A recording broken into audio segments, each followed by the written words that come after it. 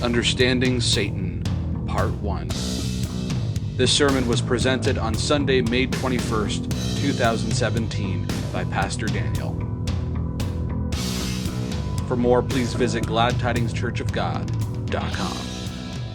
There's lots more we can explore with regard to what people think about Satan or the devil. And as you can see, people's opinions regarding Satan or the devil are quite diverse, right? It's not like if you were to question people that you would get one single answer or unified answer from everybody. The interesting thing is the same is true among church-going people. If we were to ask all of you or any other Christian about what it means, what does the Bible refer to when we talk about Satan, we might get some different answers, right?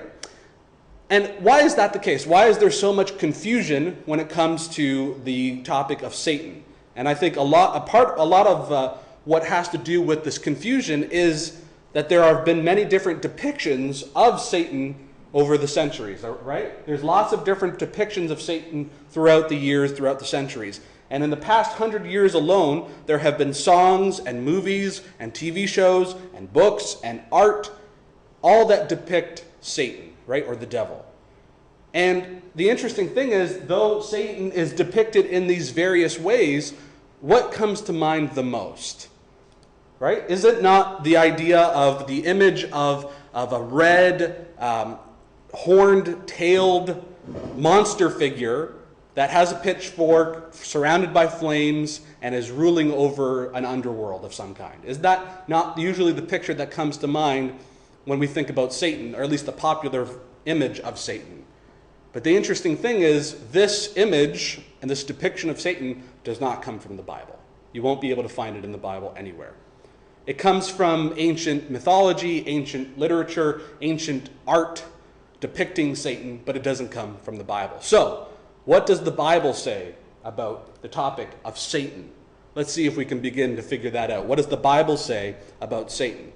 Today's sermon is primarily concerned with introducing us to the topic of Satan, and giving us a brief overview of at least some of the relevant issues that are associated with interpreting those parts of the Bible that refer to Satan and the devil.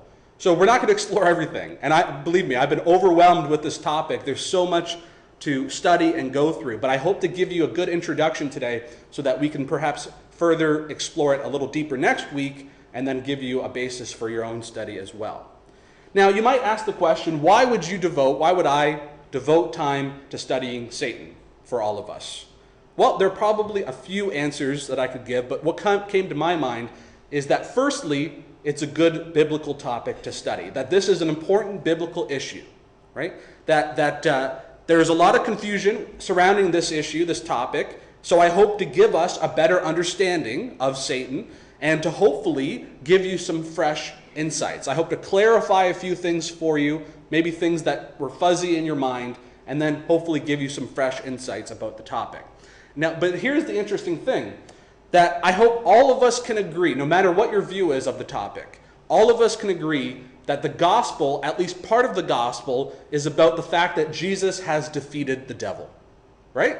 Let's look at some passages. Didn't Jesus say, or didn't the book of Hebrews say this about Jesus? That Jesus experienced life as a fallen human and he succumbed to death so that, it says, through death he might render powerless him who had the power of death, that is, the devil. And the Apostle John said that the Son of God appeared for this purpose. Look at that. The Son of God appeared for this purpose, to destroy the works of the devil. So through his ministry, through Jesus' ministry, and ultimately through the cross, through his death on the cross, Jesus defeated the devil. And one day, God will completely overthrow the kingdom of darkness and will instead establish his kingdom on the earth. That's the gospel message, or at least part of the gospel message, a certain way of looking at the gospel. So guess what? In better understanding the topic of Satan, we're going to better understand what it is that Jesus has accomplished, right? He defeated the devil. And if you don't know anything about the devil, then you don't really know what Jesus defeated, right? So Jesus has defeated the devil, And that's a part of the gospel message, and I hope after today and after next week we will be better equipped to understand what that means. But there's a practical side to this as well, right? Because if Jesus has defeated the devil and we are his disciples, then we should be able to enjoy that victory over Satan, right? That we should be able to live in victory over the devil. And I hope to show you at least a little bit of what that means as well. But first, before we move any further, let's define some terms. If we don't know what we're talking about even on that basic level, then we're going to be confused. So let's define some terms. And you've probably already noticed that I've been using the terms Satan and the devil interchangeably. That's because the Bible uses them interchangeably. I'll show you an example. That these are two descriptive terms referring to the same thing. So in the book of Matthew, we are told about how Jesus was tempted, as I was sharing with the kids. Jesus was tempted. And look what it says in Matthew 4, verse 1. It says, "Then Jesus was led up by the Spirit into the wilderness to be tempted by the devil." So in the temptation narrative in Matthew and also in Luke, the term the devil is used. But then in Mark's version of the same event of the temptation of Jesus, it says, "And he was in the wilderness 40 days being tempted by Satan." So you see that the same temptation event was described as being a temptation by the devil and also by Satan. And we learn from that these are interchangeable terms. But what do these terms mean, right? What do the terms Satan and the devil mean? Satan is a Hebrew word. It's straight up a Hebrew word. It just comes into the Greek and English the same way it's in Hebrew, Satan, Satan, and it means adversary. That Satan is an adversary.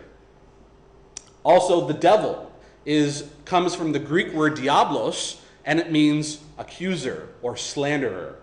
So Satan is our adversary, our enemy, and he's also, or Satan and the devil is an accuser and a slanderer. That's what these words mean. Now, here's the thing. In and of themselves, these words don't have any deeper meaning. They are the normal Hebrew and Greek words for adversary and accuser. There's not some spiritual or deeper meaning to these words. That's all they mean, is adversary and accuser. And I'll give you an example. In 1 Timothy, Paul is addressing the deacons, and he addressed women who are deacons. And he said that likewise, these women deacons should be dignified and not malicious gossips, but temperate, faithful in all things. Guess what? I've highlighted it there for you in the yellow. That the word malicious gossips is translating one Greek word, and that is diablos. So they are not to be devils. But what that means is they are not to be gossips or slanderers or accusers, right? So you see, it's not referring to anything deeper or supernatural in this context. It's simply referring to not being accusers or slanderers. And so that's an interesting thing, that these words in and of themselves don't have any deeper meaning, but there is a sense in the Bible, especially when there is the definite article attached to these words, that when we are referring to the Satan or the devil, that we are referring to an ultimate adversary or ultimate accuser of God's people, right? Hasatan, the Satan. Or in Satan, we just refer to that as Satan with capital S. That is referring to the ultimate adversary of God's people. Or the devil is the ultimate adversary or accuser of God's people. So when we look at these terms, especially when they're used in that way, we still have a lot of confusion, a lot of differing opinions. And we all know that when it comes to any biblical topic, that there are usually at least 2 or 3 different opinions on the topic. And this topic is no exception. That there's at least 2 different views that we can look at when it comes to this topic of Satan.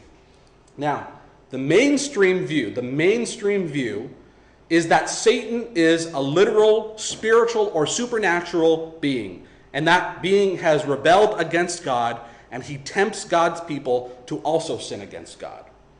Now, so I just want to make sure that we understand that the mainstream, most Christians believe that Satan or the devil is a literal being. It's a supernatural being, but a literal being who has rebelled against God and tempts God's people to also rebel against him. And those who hold this position, where do they get that from? Well, they would point to the temptation of Jesus that we just looked at. They would point to that passage as an example to show that Satan is a tempter who is outside of us. He influences our minds, but he is outside and separate from human beings. I'll show you what I mean. Look what it says in Matthew 4:3. It says, and the tempter came and said to him. Tempter came and said to him. Sounds like personal language. That's what the people from this view would say. And then it says this at the end of that passage. It says that after Jesus had successfully rebuked the devil, it says, then the devil left him. But then it says, and behold, angels came and began to minister to him. So angels came and began to minister to him. So from this passage, it is reasoned that since the same language is used of the devil that is used of angels, and we all agree there's no dispute that angels are personal beings, well then Satan must also be a personal being. Because look at, again, the language that's used here. That Satan, the tempter came up to Jesus and said to him. Sounds like a person. Then the devil left him, and then angels, who are also persons, came up to Jesus and began to minister to him. So you can't have one without the other. If angels are real personal beings, then Satan or the devil must also be a personal being. Again, I'm describing this from the perspective of the mainstream. This is where you would go to if you wanted to demonstrate, at least implicitly, that Satan is a personal being. Now, the assumption here is, again, that Satan is a real supernatural being, and he bears the title Satan or the devil, and he is an external force outside of us, and he's constantly seeking to influence us to sin against God. That's the mainstream view. I think most of us are familiar with that. I grew up believing that. I'm sure most of you did as well. It's overwhelmingly the mainstream view. But we all know that just because something is the mainstream view doesn't necessarily mean it's true, right? We know that. So there is a minority opinion among Christians, and this minority opinion is actually shared by many Jewish interpreters throughout the centuries. And that is this, that Satan is not a literal personal being, but instead, every time you come into contact with Satan or the devil, it's a poetic personification of Satan, of our evil inclination. So Satan is a poetic personification of our inclination to sin. This is an opinion that holds that Satan is not a literal supernatural being, but instead is a poetic way of referring to the struggle that goes on inside of us when we want to sin, when we're tempted to sin. Now, let me show you how this works in the Bible, because this is a biblical position. There's an example in the book of Acts. Who here remembers the story in the book of Acts when a couple named Ananias and Sapphira, they sold their land, they sold a piece of land, and they, as other people were doing, and they were taking the money that was given to them for that piece of land, and they gave it to the apostles. However, they kept some of the money to themselves, and they lied to the apostles about the price that they had gotten the land for. Now, Peter was upset about this, and he said to Ananias, Ananias, why has Satan filled your heart to lie to the Holy Spirit? Why has Satan influenced you to lie to God, right? But then it says in just the next verse, why is it that you have conceived this deed in your heart? You see the parallel there? Satan is the same as what's going on inside of you. The temptation inside of you to do something that's sinful or wrong. So on the one hand, Peter attributed to Satan the temptation to lie, and on the other hand, he attributed to Ananias and Sapphira the temptation to lie. So from this, it is concluded that Satan here is actually a personification of that inclination within us to be tempted to sin against God. Now, this is not wrong. This is interesting, because the Bible does teach that the motivation to sin does not come from an external source, but comes from inside of us. Take a look at this. That Jesus taught that from within, out of the heart of men, proceeds evil thoughts. And he goes on and lists a bunch of evil and sinful things. Inside of us comes the desire to do sin, does it not? Inside of each of us is an inclination towards choosing sin, and at times, not every time, but at times, this sinful inclination can be personified as if it were an external being. As if it was an external being, this inclination inside of us is sometimes personified as if it was an external being. So, let's look at this. In Romans, Paul talking about that sinful inclination, he said that if I am doing the very thing I do not want, then I am no longer the one doing, but sin which dwells within me, right? He's saying that there is a force within him, so to speak, that is causing him or motivating him to sin. But he's just referring to our inclination to sin. This drive within us that tempts us and motivates us to sin. And interestingly, God himself also personified sin. Look at this. And when God was speaking to Cain, he said this: if you do not do well, sin is crouching at the door, and its desire is for you, but you must master it. So he's comparing or even personifying sin to be some kind of predatory animal that is out to get us. But what is he talking about? He's talking about what's going on inside of us. So these people who hold this view that Satan is a personification of our sinful inclination, what do they base that on? They're basing it on the fact that the Bible sometimes personifies sin, and that other things in the Bible are sometimes personified. For example, there is wisdom in the book of Proverbs. Proverbs chapter 8. Wisdom is personified as a female. Wisdom is a concept, it's not a person. So it's a poetic personification of wisdom in Proverbs chapter 8. So based upon that precedent in the Bible, that sometimes concepts are indeed personified, these people hold that therefore Satan and the devil are also poetic ways of referring to the sinful inclination inside of us. I'll give you an example. In 1 Peter 5, verse 8, it says that your adversary, the devil, prowls around like a roaring lion, seeking someone to devour. So what they would say is this, that this could be understood to mean that inside of each of us, there exists a sinful inclination that is constantly pushing us towards choosing sin. This inclination, and think about it, this inclination is not our friend. It is our adversary. It is the devil inside of us. It's like a hungry, predatory animal.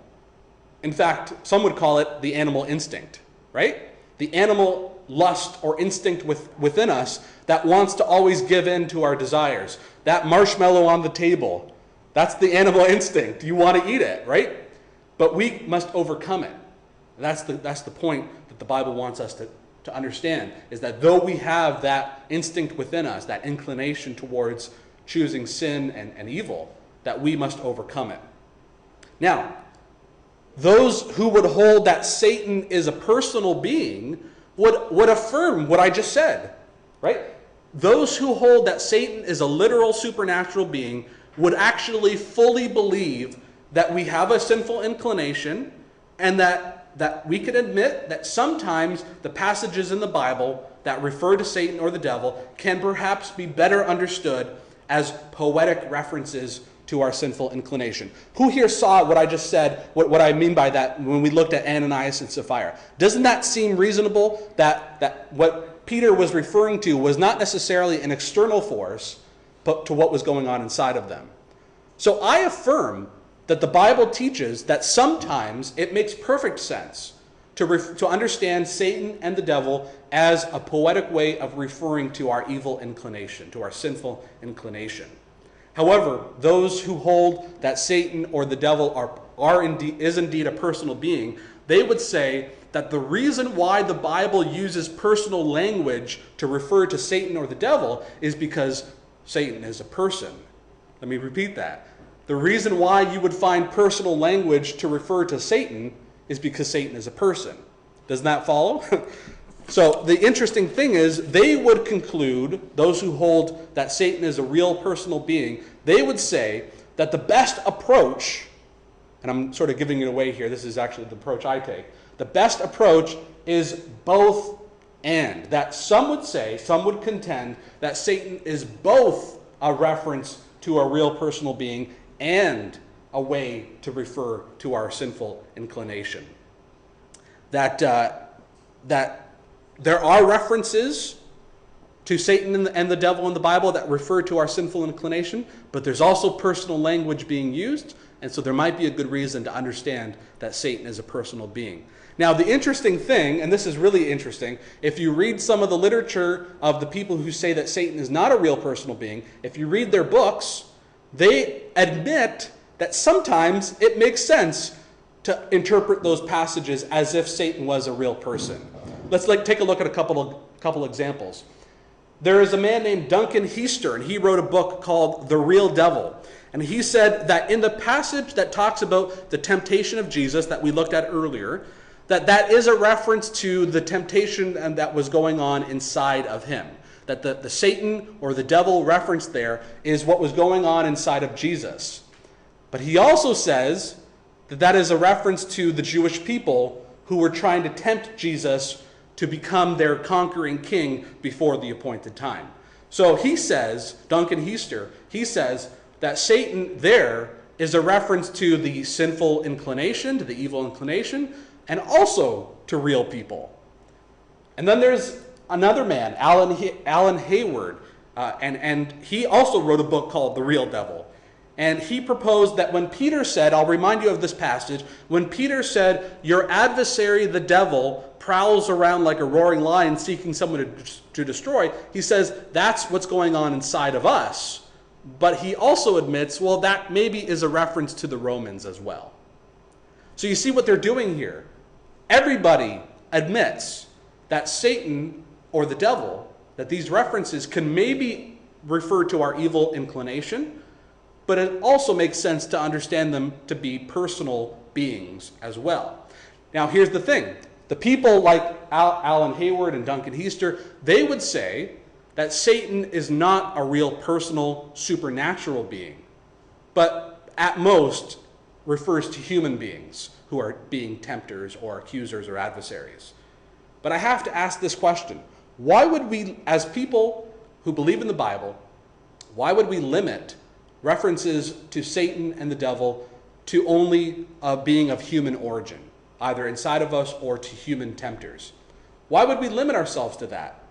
So when it comes to this topic, in my opinion, as I've been studying this for at least a couple years now, that when it comes to this topic, it's a question of worldview. That when it comes to the issue of understanding the nature of Satan, I believe it all comes down to a person's worldview. And specifically, let me ask you this. From within your worldview, the way you understand the world and the Bible included in that, does it make sense to believe in evil supernatural beings?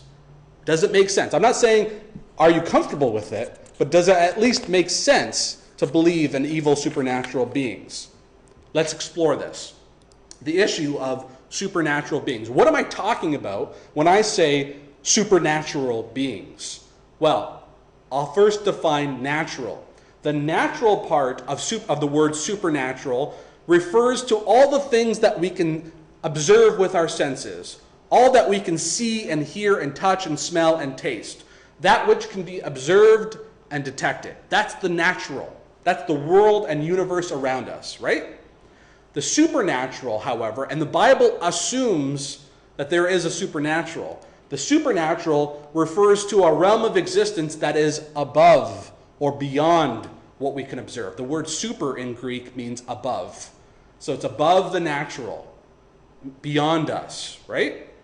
And so within this supernatural realm, there exists rational beings. What do I mean by rational beings? Beings who can think, beings who are persons like we are, right?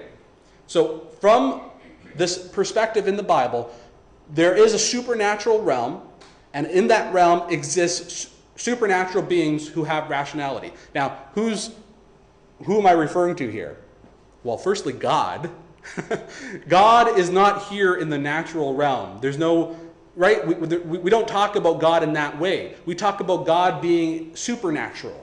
He's not natural, he's supernatural. And he has created beings who are also supernatural, such as angels, right? Angels are supernatural beings. Now, the Bible does not explicitly explain, this is the frustrating part, the Bible does not explicitly explain how we are supposed to understand this supernatural realm or the supernatural beings that exist in it, right? And because of that, many Christians, and maybe some of you do as well, many Christians struggle with the tension that comes from living in our scientific-minded world and also embracing the supernatural, this supernatural realm of existence, right? Because the people in the Bible present this supernatural realm as a matter of fact. They don't explain it, but in our society, we're constantly looking for explanations for how things work. We are a science-based society, right? And what is science? Science is talking about that which can be observed. We observe the world around us and we make conclusions. That's what science is. And so science cannot ever tell us anything about the supernatural, by definition. Science is only concerned with the natural. And by definition, supernatural is something that is outside of the natural. So science can never tell us anything about the supernatural. However, the Bible reveals to us what this supernatural realm and existence is about. It doesn't explain it, but it reveals to us things about it. So there might be many people today who would question the existence of the supernatural, but the people in the Bible did not question. They never wrestled with such questions. The people in the Bible assumed with no difficulty the existence of God, the existence of the supernatural realm, and the existence of supernatural beings that were created by God. The ancient Israelites believed in the supernatural, right? And they believed in the idea of multiple gods. And that sounds a little strange if I say it that way, right? That they believed in multiple gods. But stick with me. They believed in the Lord, right? The Israelites believed in the Lord, but then they also believed that God had created many beings that make up his heavenly court. And we would call them the angels, right? So the difference between Israel and all the cultures that surrounded them is that they believed that God was the supreme creator, and all of the other beings, maybe if you call them gods, that's fine, but they're not gods like the Lord, right? Now, the Bible does, however, call angels by the term gods. Angels are supernatural beings who act on God's behalf. The word angel means messenger. There's nothing magical about it. It just means messenger in Greek. And so they are people, they are beings, persons who act on God's behalf. Do they not? And sometimes they are called gods, or sometimes they're called sons of God in the Bible. You know that? See that there in Psalms and in the book of Job? That they are called gods, Elohim, in the Bible. So this is the interesting thing, is that the Bible is asking us and requiring us to, by faith, believe in the existence of a supernatural realm that is inhabited by supernatural beings. So I want to ask us this, and you don't have to show your hands, but do we believe in angels? And is my explanation here of angels something that makes sense? That they are supernatural beings who act on God's behalf, and in that sense, they're gods? If you believe in that, then it's not much of a stretch to think that some of these supernatural beings have chosen to rebel against God, right? So let's explore that, right? Because you don't have to take my word for it. Let's think this out. Let's reason together. Let's look at the idea of evil supernatural beings. And I appreciate your patience. This is a very philosophical sermon, but this is something that I think we need to have ourselves think about. And then next week, you're going to see, I'm going to show you from the Bible that some of this might make some sense. So I believe it is reasonable to understand that, like us, like all of us, that supernatural beings have the freedom to choose to either obey God or to disobey God or reject God, to either do good or to do evil, right? I think it's not unreasonable to believe that about supernatural beings. Now, correct me if I'm wrong, of course. Correct me if I'm wrong. But I don't think there's anything inherently illogical about believing that, right? Correct? Like, if you think about it this week or in the coming weeks, and you can point out any logical inconsistency with that, let me know. But I don't think it's inconsistent to think that if supernatural beings have the freedom to choose, that they would then be able to use that freedom of choice to choose to do wrong, to disobey God or do evil. Now, remember, we're talking about beings like angels, and let's think about angels for a second. Angels seem to possess rationality and volition. That's just a way of referring to the fact that they have the ability to exercise their will. Think about, I don't know, Gabriel, who was given the task by God to tell Mary about the fact that she's going to be the mother of the Messiah, right? We hear about that every year. Did Gabriel have to exercise, is he a robot, or did he have to exercise his will to accomplish that task? That's a good question, isn't it? Are angels like robots, or are they like real beings who have to exercise their will in order to do God's will? So I personally think, and maybe there's not a way to prove this, but I happen to think that angels have to exercise their will in order to do what God has said. And by definition, the nature of doing good, making right choices, implies that one has the ability to do evil, to make wrong choices, unless you're a robot, right? That's the only difference. Unless you're some kind of automated creature, if you have the ability to do right, then you then have the ability to do wrong. One is implied by the other.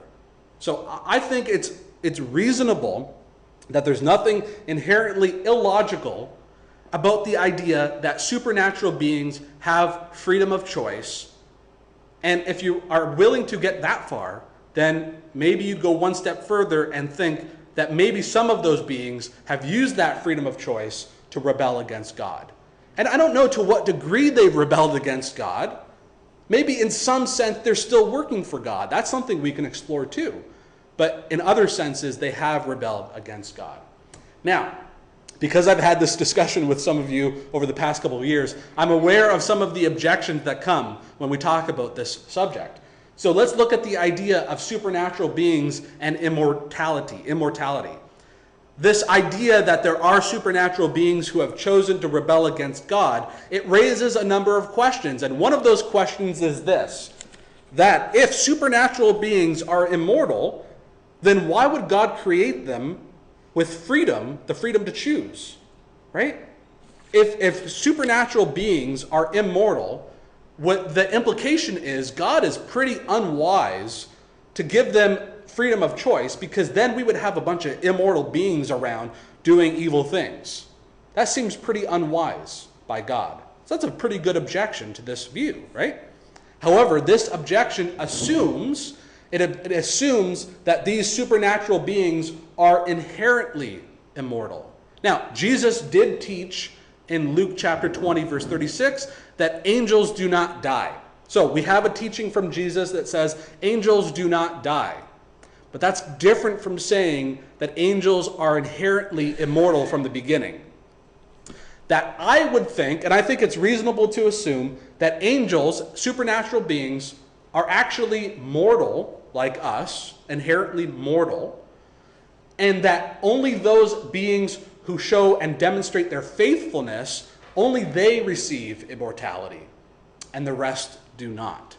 Right? Doesn't that make sense? That at least some of the supernatural beings who have chosen to stay faithful to God have been given immortality, and those beings who have not been faithful to God will one day be put out of existence. So the ones who are faithful become angels as we know them, and the others become Satan and demons as we know it in the Bible. Look what it says. Jesus said that there is an eternal fire which has been prepared for the devil and his angels, right?